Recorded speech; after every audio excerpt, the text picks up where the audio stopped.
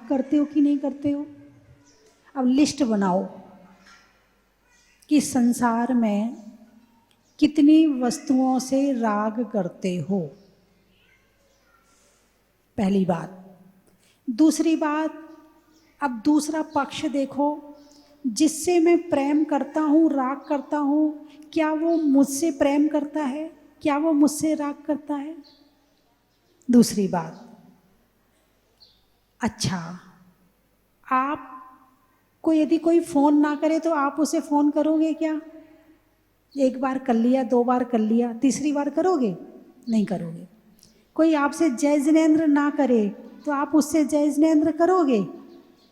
आप किसी को एक बार फ़ोन करो, दो बार फ़ोन करो, तीन बार करो, वो आपको ना करे तो आप करोगे क्या? नहीं करोगे। आप किसी को एक बार जय जिनेंद्र करो, दो बार करो, तीन बार करो, वो ना करे तो बोलिए ना, नहीं करोगे।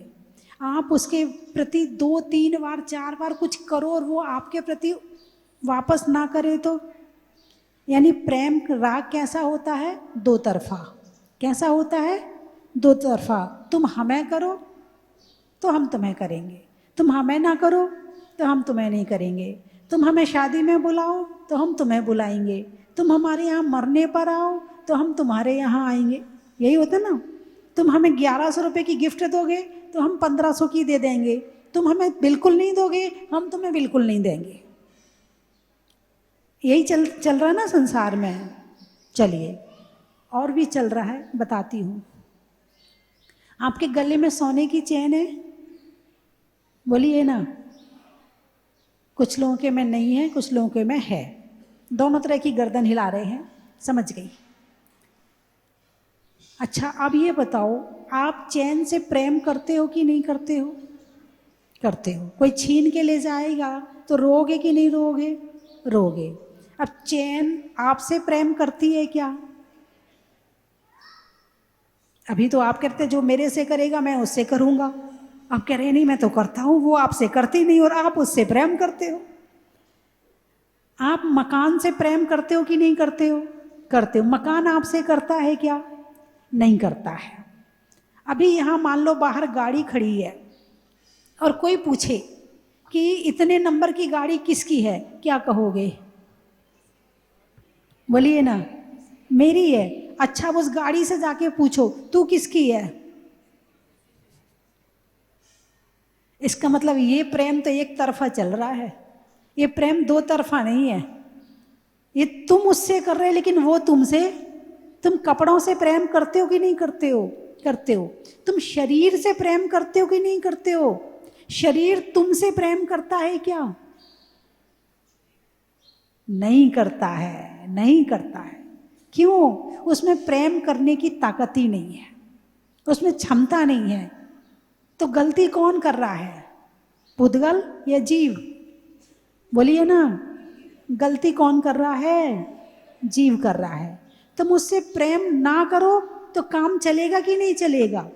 भाई बिना प्रेम के, भाई बिना प्रेम के कपड़े पहन लो, पहने जाएंगे कि नहीं पहने जाएंगे?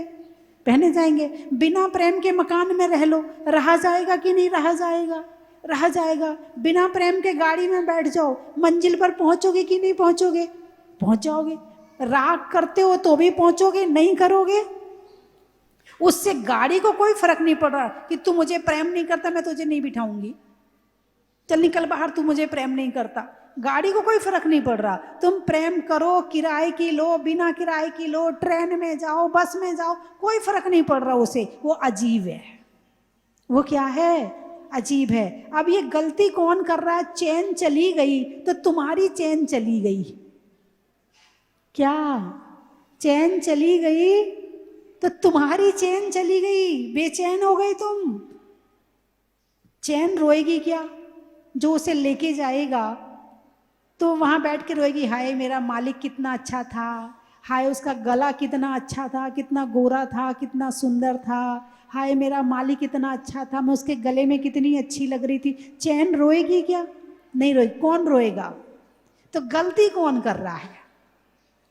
अरे बोलिए ना, जीव कर रहा है। कौन कर रहा है? जीव कर रहा है। दुखी कौन है? जीव है, किस कारण से है? अपनी गलती के कारण से। किसी दूसरे के गलती के कारण से तुम दुखी नहीं हो, तुम अपनी गलती के कारण से दुखी हो। जिससे तुम राग करते हो, ये कोई जरूरी नहीं है कि वो तुमसे राग करे। चलो ये तो समझ में आता है कि यहाँ गलती हो रही है कि तुम उससे राग करते हो, वो तुमसे राग नहीं करता है। लेकिन जीव के साथ ऐसा हो सकता कि नहीं हो सकता कि तुम उससे राग करो और वो तुमसे राग ना करे? ऐसा हो सकता कि नहीं हो सकता? एक कथा आती है, एक राजा था, एक माली को अमर फल मिला। कौन सा फल? अमर फल, जिससे अमर हो जाएंगे, लंबी आयु हो जाएगी, बीच में नहीं मरेंगे। तो उसने सोचा मैं तो माली हूँ, दिन भर इधर उधर का काम करता हूँ, ये फल जो है ना यदि राजा को दे दूँ तो राजा अमर हो जाएगा, और राजा अच्छा रहेगा तो राज्य भी अच्छे से चलता रहेगा, इसलिए ये फल मैं राजा को दे देता हूँ। तो माली ने वो फल राजा को दे दिया। राजा अपनी रानी से बहुत प्रेम करता था। उसने मन में विचार किया, यदि जब तक मैं जीऊंगा और मेरी रानी मेरे साथ नहीं है तो मैं जी कैसे पाऊंगा? तो जब तक मैं जीऊं तब तक के लिए रानी तो मुझे चाहिए चाहिए। तो उसने वो फल, अरे बोलिए ना, रानी को दे दिया। रानी प्रेम करती थी कोतवाल से। किससे प्रेम करती थी? कोतवाल से। उसने सोचा अरे मैं खा के क्या करूंगी, मेरा कोतवाल सबसे प्यारा है, सबसे अच्छा है, इसे दूंगी तो कुछ काम आएगा। तो उसने वो फल दे दिया कोतवाल को। कोतवाल प्रेम करता था वेश्या से। क्या? कोतवाल प्रेम करता था वेश्या से। उसने कहा वेश्या नहीं रहेगी तो मेरी जिंदगी किस काम की है? तो इससे अच्छा है कि ये फल मैं वेश्या को दे दूं ताकि ये सदा जवान बनी रहे, सदा सुंदर बनी रहे, और मैं इसको भोगता रहूं। तो उसने वो फल वेश्या को दे दिया।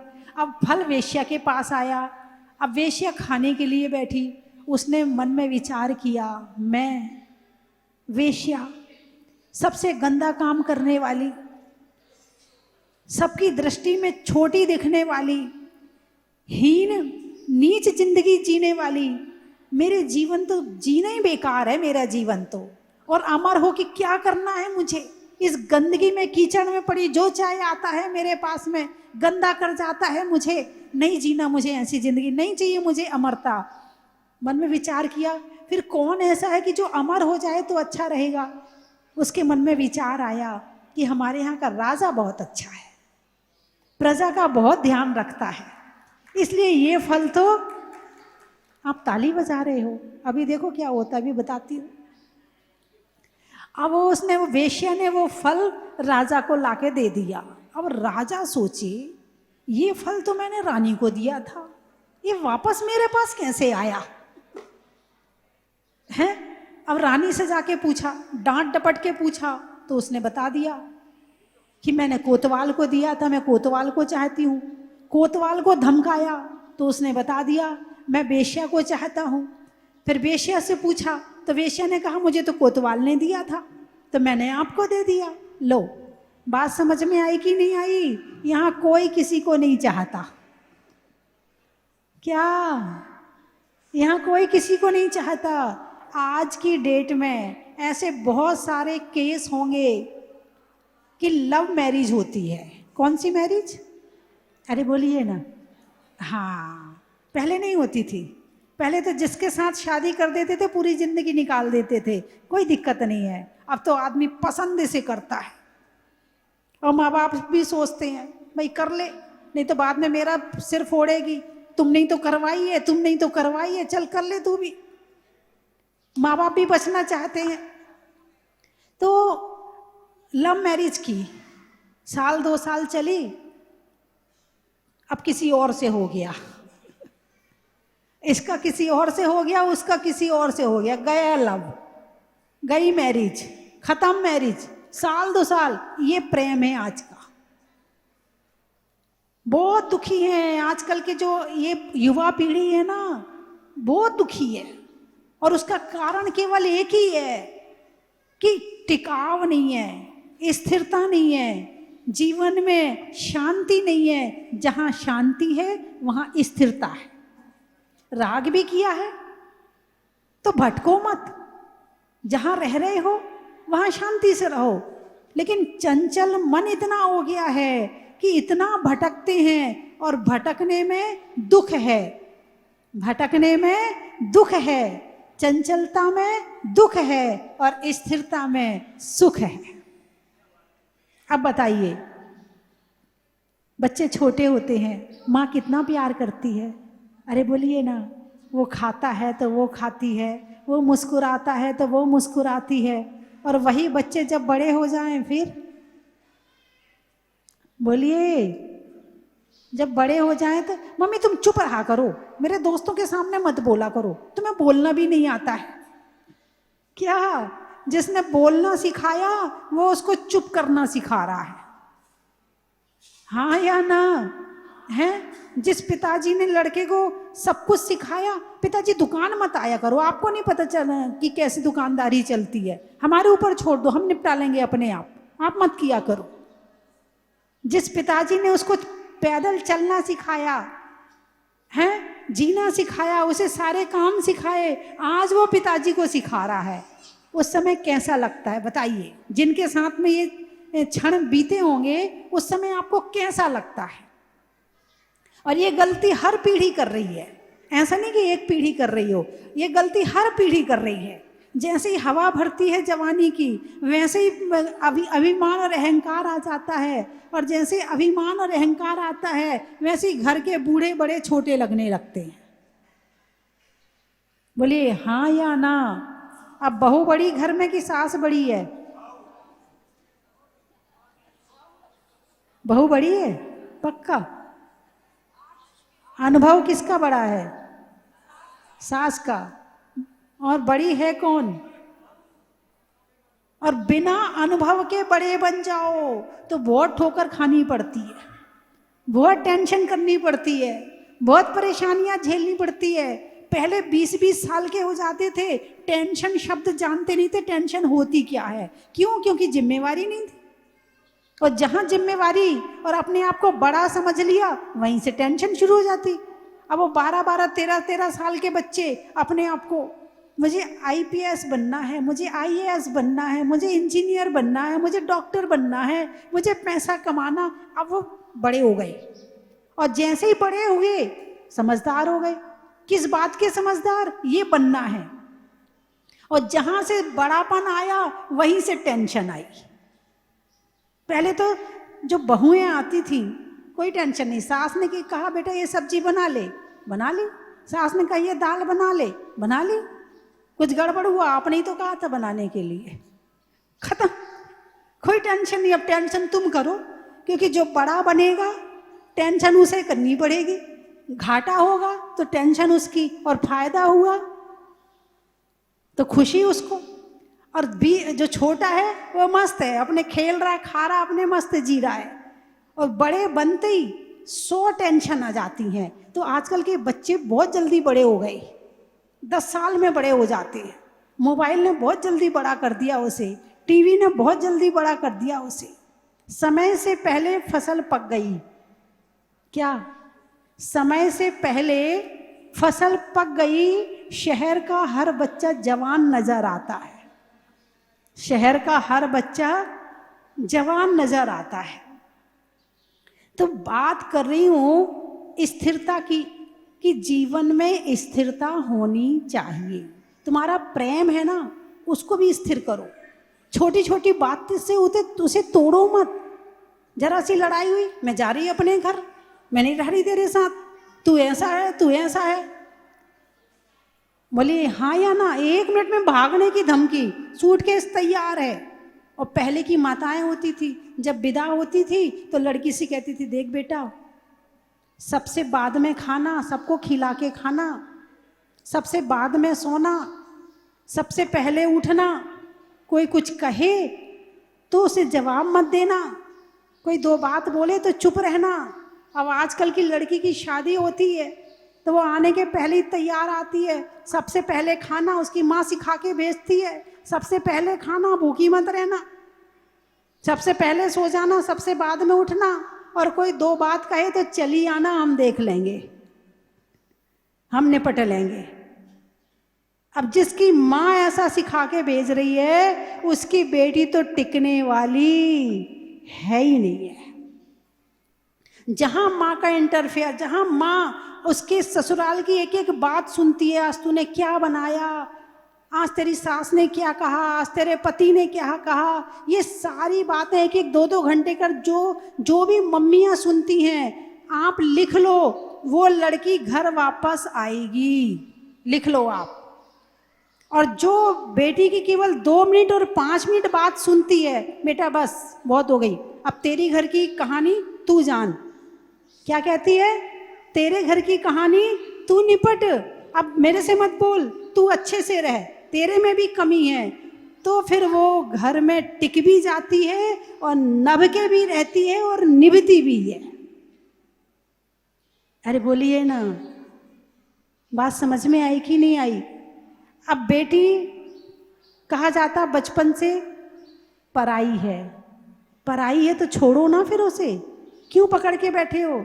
इस मोबाइल ने न जाने कितनों का घर खराब कर दिया, कितनी लड़कियों को घर वापस बुला लिया, कितनी लड़कियों की शादी होने के बाद दूसरों से जुड़ गई, किसके कारण? मोबाइल के कारण। तो घर तो खराब हुआ ना, घर तो चाहे पीहर में जाके खराब हो, चाहे किसी और के घर में जाके खराब हो, खराब तो घर ही हुआ ना। जिस घर से धर्म की परंपरा चलनी थी, जिस घर से आहार दान की परंपरा चलनी थी, जिस घर से पूजा पाठ की परंपरा चलनी थी, और ये बातों के चक्कर में ना आहार दान कर पाए, ना पूजा पाठ कर पाए, ना धर्म की परंपरा को आगे बढ़ा पाए, बस लड़ने झगड़ने में मन लगा रहा और उसी में जिंदगी निपट गई। क्या हुआ भाई, क्यों आकुलता हो रही है? आकुलता, इसको क्या कहते हैं? आकुलता। जबकि ये कहा है कि कहीं पर भी 2 बातें ज्ञान की हों तो 10 काम छोड़कर पहले उसे सुनना चाहिए। जैसे तुम्हारा हाथ में रखा हुआ धन ना जाने कहाँ काम आ जाए, ऐसे प्राप्त किया हुआ ज्ञान ना जाने कहाँ काम आ जाए। इसलिए प्रवचन जरूर सुनना चाहिए। बात चल रही है राग की कि भगवान तीर्थंकर अरिहंत भगवान जो होते हैं, और जितने भी अरिहंत होते, चाहे तीर्थंकर हो या ना हो, अरिहंत यदि बन गए हैं तो उनके अंदर 18 दोष नहीं होते हैं। और उसमें 2 दोषों का नाम है राग और द्वेष। इनके अंदर राग और द्वेष नहीं होता है, इसीलिए ये परम सुखी है। और जहाँ राग और द्वेष है वो परम दुखी है। परम सुखी और परम दुखी। परम सुखी कौन? अरिहंत भगवान। परम दुखी कौन? जो राग में पड़ा है, तेरी मेरी कर रहा है, निंदा बुराई में कर रहा है, सारे दिन ये चाहिए ये चाहिए ये, सारे दिन अपना कटोरा लेके घूमता, हाथ में कटोरा नहीं है लेकिन फिर भी दिन भर इसके अलावा कोई काम ही नहीं है उसके पास, ये दे दो वो दे दो वो दे दो, पूरे दिन दे दो दे दो दे दो दे दो में लगा रहता है? तो अरिहंत भगवान को कभी मांगते देखा आपने? बोलिए ना, नहीं देखा। क्यों नहीं मांगते? क्योंकि उनका राग समाप्त हो गया है, और एक दिन में नहीं होता है, उसका अभ्यास करते। पहले परिग्रह परिमाण बनाया, घर में रहे तो परिग्रह परिमाण के साथ रहे, उसके बाद फिर प्रतिमाएं लेके फिर आरंभ त्याग प्रतिमा, अनुमति त्याग प्रतिमा, उद्दिष्ट त्याग प्रतिमा, फिर छुल्लक जी की दीक्षा ले ली, फिर एलक जी की दीक्षा ले ली, फिर अकेली लंगोटी बची, फिर वो भी छोड़ दी, मुनिराज बन गए। अब इतना राग छूट गया, अब ध्यान में लीन हो गए और धीरे धीरे धीरे धीरे करके कर्म समाप्त हो गए, मोहिनी कर्म समाप्त हो गया और राग पूरा छूट गया। तो दुख किस में है, राग में या वैराग में? यदि कोई आपको प्रेम ना करे तो आपको कैसा लगेगा? बोलिए ना। चलो आप हमारे पास आए, हमने आपकी तरफ देखा भी नहीं, मुस्कुराया भी नहीं, हम अपने पढ़ाई लिखाई में लगे रहे, कैसा लगेगा आपको? वो तो माता जी ने तो देखा तक नहीं, हाँ देखती तक नहीं, माता जी तो 3 बार बदनामी किया, आंख तक उठा के नहीं देखी, हाथ भी नहीं उठाया माता जी ने। अरे बोलिए ना, रागी प्राणी हो, हर जगह राग चाहते हो, साधु संतों के पास भी जाओगे तो उनसे भी राग की अपेक्षा रखोगे।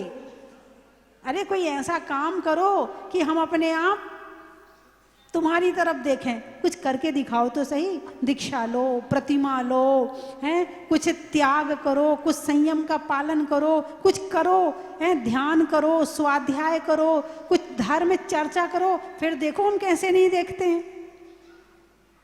बस तुम अपने शरीर को दिखाना चाहते, माता जी देखो हम कितने तैयार होके आए हैं, हमने कितने सुंदर कपड़े पहने हैं, हमने कितना सुंदर सूट पहना है, घाघरा पहना है, हमने देखो कितने सुंदर ब्यूटी पार्लर से अभी एक नज़र डाल तो लो माता जी।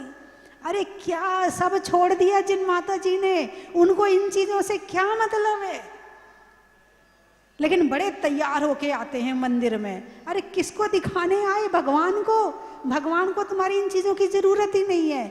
आत्मा पवित्र करो, यहाँ तो आत्मा की पवित्रता की बात करो। अरे बोलिए ना, हैं? और यहीं आके सजावट करोगे तो कहाँ जाके तुम अपने आप को ओरिजिनल पाओगे? ओरिजिनल होने का एक ही स्थान तो है, और यहाँ भी तुमने अपने आप को भुला दिया तो कहाँ जाकर अपनी आत्मा को याद करोगे? अरे बोलिए ना, मंदिर में पहन के छोटे छोटे कपड़े आएंगे, अपने बच्चों को छोटे छोटे कपड़े पहना के लाएंगे, सब देख लें मेरे बच्चों को, मेरा बच्चा कितना सुंदर है। अरे कुछ नहीं होना इस देखने दिखाने में, ये शरीर एक मुट्ठी राख बन जाएगा और आत्मा चली जाएगी, फिर दिखाना ये एक मुट्ठी राख किसी को, देखो मैं ये हूँ, एक मटकी में ले जाके तुम्हें गंगा में डाल देंगे। इस हाँ बिल्कुल ओरिजिनल सत्य बात है। तुम आज नहीं तो कल समझो, समझना पड़ेगा, और नहीं समझोगे तो नरक जाना पड़ेगा, तिर्यंच गति में जाना पड़ेगा। यही सब करते रहोगे तो तिर्यंच गति में जाना पड़ेगा। घर में रहना बुरा नहीं है, लेकिन घर में रह के अत्यंत मोही बनना बुरा है। घर में रहकर स्वाध्याय करो, अपनी आत्मा को जानो, पहचानो, मैं कौन हूँ, कहाँ से आया हूँ। आधे दुख आपके बिना कुछ किए भाग जाएंगे। बात समझ में आई कि नहीं? आपको बुरा तो नहीं लग रहा? नहीं लगा? क्यों नहीं लग रहा? लगना चाहिए ना, थोड़ा बुरा लगेगा तभी तो। सजना छोड़ोगे थोड़ा सा? बंधुओं, यह राग आग दहे सदा ताते समामृत से, ये आग जितना नहीं जलाती है उससे ज्यादा ये राग जलाता है। अभी समझ में नहीं आएगा, जब इससे बाहर निकलोगे ना तब समझ में आएगा। चलिए समय हो गया, मैं 3 चीजें बोलूंगी, आपको कहना बड़ा ही महत्व है। सुना दो?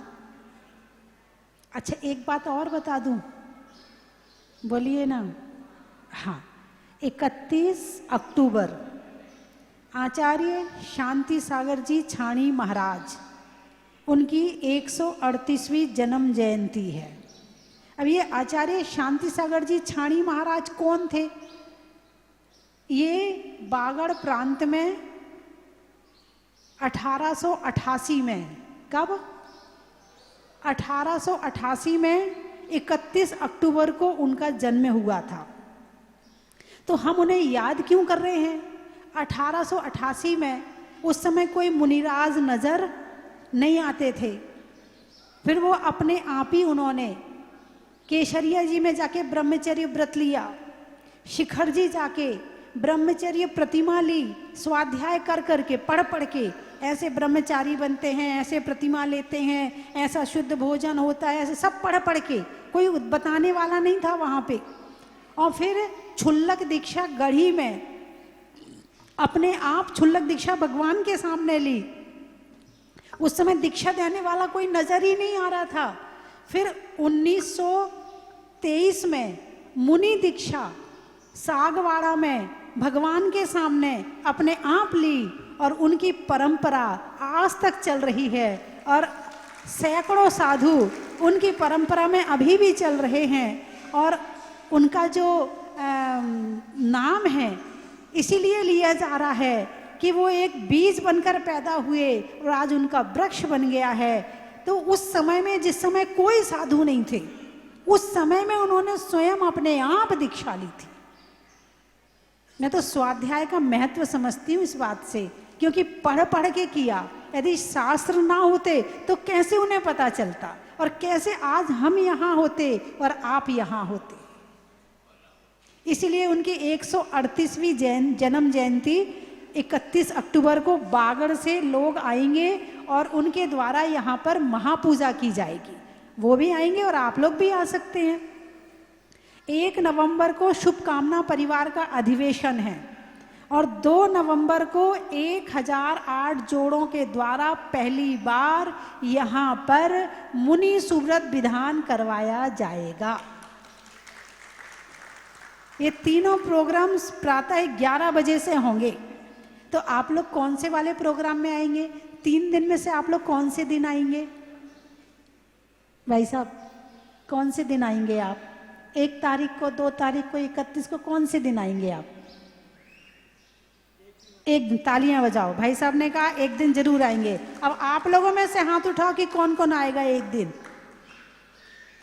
अरे भाव तो बनाओ, रास्ता अपने आप निकलेगा। भाव नहीं बनाओगे तो रास्ता कहाँ से निकलेगा? सहारनपुर वाले, क्या नाम? प्रवीण नाम है, क्या नाम है? मुकेश, कौन से दिन आओगे? अच्छा, अभी सीजन चल रहा है, धर्म नहीं चाहिए। इतनी देर से प्रवचन सुना रहे कि अजीब से मोह कर रहे हो। अच्छा, अगले वाले में आ जाओगे, ठीक है। चलिए, अनाज में दाने का इनाम में पाने का और 3 दिन के प्रोग्राम में से 1 दिन आने का। हिंदी में मात्रा का, स्कूल में छात्रा का, आज आपकी जहाजपुर की यात्रा का। बीज में बोने का, कमरे में कोने का और आप सबके जल्दी दोबारा आने का। कैसा लगा आपको आकर? बहुत अच्छा। तो तब पता चलेगा जब आप दोबारा आओगे। कितने लोग दोबारा आए हैं? हाथ उठाकर बताओ। दोबारा? अरे वाह, काफी लोग हैं दोबारा वाले तो। हाँ, ठीक है, ठीक है। 4थी बार आए हैं। 2013 से आ रहे हैं। 4थी, क्या बात है। फिर तो हाँ, मान गई। सबकी उंगलियां, कोई 4, कोई 5। आपको अच्छा लगा, पहचान गई। खेत में खाद का, भोजन में सलाद का और आने वालों में गाजियाबाद का। बड़ा ही महत्व है। गाने में सुर का, नृत्य में नूपुर का, आने वालों में दीमापुर का। बड़ा ही महत्व है। इम्फाल। सर्दी में साल का, साड़ी में फॉल का और आने वालों में इम्फाल का। बड़ा ही महत्व है। अनाज में दाने का, कमरे में कोने का और इम्फाल वालों की तरफ से गोमटेश्वर में आचार्य ज्ञान सागर संत निवास बनाने का। बड़ा ही महत्व है। देखो, ये होता है। धन तो बहुतों को मिला है, लेकिन धन का सदुपयोग कोई करता है। आपके द्वारा वहां पर गोमटेश्वर में आचार्य ज्ञान सागर जी संत निवास, ज्ञान भाई, दिल्ली वाले कहाँ हैं? ज्ञान भाई जी और आप दोनों मिलके बना रहे हैं। ये पीछे बैठे हैं। सच में मैं भाई समझ रही थी आप दोनों को। वो तो भाई हैं दोनों, शक्ल से भी लग रहे हैं ना। चलिए, और कहाँ से आए? आम की बौर का, नेता में दौर का, आने वालों में इंदौर का। बड़ा ही महत्व है। गुवाहाटी। भोजन में रोटी का और राजस्थान में दाल बाटी का और आने वालों में गुवाहाटी का। बड़ा ही महत्व है। जंगल में शोर का, जंगल में मोर का, बच्चों में शोर का और आने वालों में बेंगलोर का। बड़ा ही महत्व है। पटना, नहीं घटने में घटना का, नहीं घटने में घटना का, पेड़ में तना का और आने वालों में पटना का। बड़ा ही महत्व है। महीनों में मई का, रजाई में रुई का, आने वालों में मुंबई का। बड़ा ही महत्व है। दिल्ली, त्रियंचों में बिल्ली का, डंडा में गिल्ली का, आने वालों में दिल्ली का। बड़ा ही महत्व है। नहीं होने में देरी का, फलों में बेरी का, आने वालों में चंदेरी का। बड़ा ही महत्व है। गाने में सुर का, नृत्य में नुपुर का, आने वालों में सहारनपुर, जयपुर और पुर वाले बताओ, पुर, जोधपुर का। पानी में मगर का, चलने में डगर का, आने वालों में वननगर का। बड़ा ही महत्व है।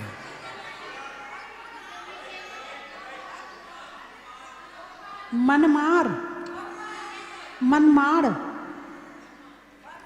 वरमान, अच्छा, देने में दान का, शरीर में कान का और आने वालों में वरमान का। बड़ा ही महत्व है। द्रोणगिरी, स्वर्ग में परी का, बैठने में दरी का, आने वालों में द्रोणगिरी का। बड़ा ही महत्व है। विजयनगर, चलने में डगर का, बातों में अगर मगर का और आने वालों में विजयनगर का। बड़ा ही महत्व है। पूछने में हाल का, होने में निहाल का और आने वालों में भोपाल का। बड़ा ही महत्व है। खुरई, चक्की में उरई का, भोजन में तोरई का और आने वालों में खुरई का। बड़ा ही महत्व है। रिश्तों में ससुर का, देवों में असुर का और आने वालों में ललितपुर का। बड़ा ही बोलने के चक्कर में सुनना भूल जाते हो। इंदौर का बोल दिया। गुड़गांव, नदी में नाव का, होने में अच्छे स्वभाव का और आने वालों में गुड़गांव का। बड़ा ही महत्व है। गाने में गला का, मनुष्यों में कला का और आने वालों में मंडला का। लेकिन जो पंच कल्याण के बाद में, पंच कल्याण में माता जी का आशीर्वाद मिला और ये पार्श्वनाथ भगवान के मूर्ति विराजमान का भी सौभाग्य मिला। और क्या मालूम क्या ग्रहण लगा कि 5 साल आ नहीं सका, तो अब की बार तो ये सोचा कि जाना ही जाना है मेरे को, और अब हर बार आना है। और सबको बोलता हूँ कि मुनीश्वरनाथ भगवान और माता जी में क्या चमत्कार है। माता जी आज यहाँ के बहुत अच्छा लगा।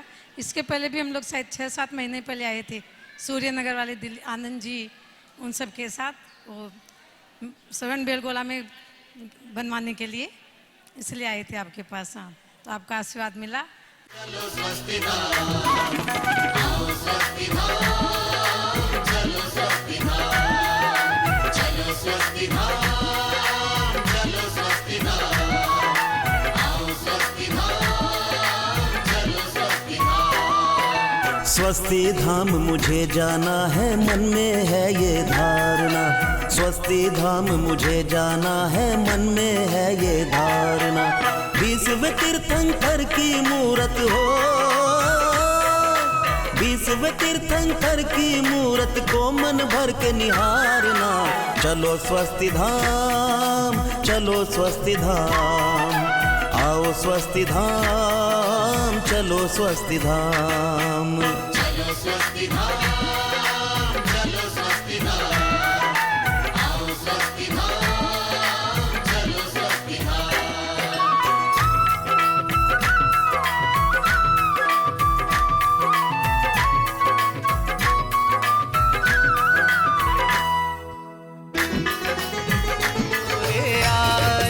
रत्नों की थाल को भर लाओ रे आज, आओ आओ करे रे गुणगान आरती भगवन की।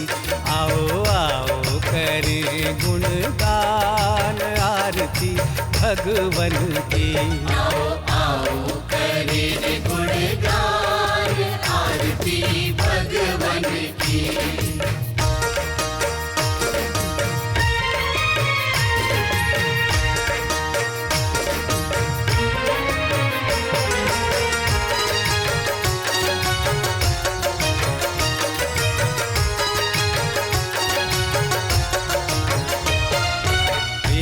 सुमित्र के राज दुलारे, माँ माँ पद्मा जी के नैनों के तारे, पिता सुमित्र के राज दुलारे, माँ पद्मा जी के नैनों के तारे। राजगृही में जन्म लियो आप, राजगृही में जन्म लियो आप। आओ आओ मनाए खुशी आज आरती भगवन की। आओ आओ करें गुणगान आरती भगवन की। आओ आओ करें गुणगान